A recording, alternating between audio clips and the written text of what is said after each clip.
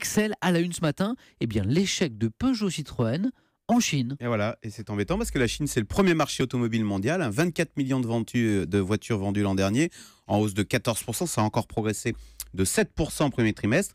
Et sur ce marché en or, eh bien, PSA affiche des ventes en chute de 45%. Énorme. Ils ne vendent plus que 83 000 voitures. Vous voyez, on peut les compter. Le Figaro note ce matin que parmi les 15 grands constructeurs mondiaux présents en Chine, PSA est le seul à voir ses ventes reculer sur ce marché. Alors Voilà. le seul, c'est très surprenant. Comment ça s'explique ? Eh ben, c'est très simple. PSA n'a pas les bons produits et pas les bons prix. Alors donc, ça fait beaucoup. Pas les bons produits. Ce qui marche en Chine, c'est les gros SUV, les 4x4. Vous savez, PSA n'en a pas ou très peu.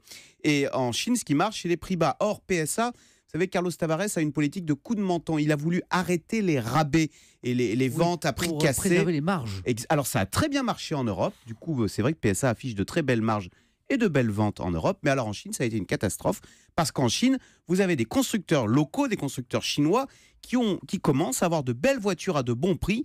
Et du coup, eh bien, PSA s'est fait laminer par cette concurrence des constructeurs chinois qu'on ne connaît pas, nous, mais qui représentent maintenant 43% des ventes en Chine, hein, ces constructeurs chinois. Mais justement, Axel, PSA a bien un partenaire chinois maintenant qui est même entré au capital. Ça l'aide pas, ça ? Alors, vous avez raison. PSA a à son capital accueilli Dongfeng qui a pris 14%.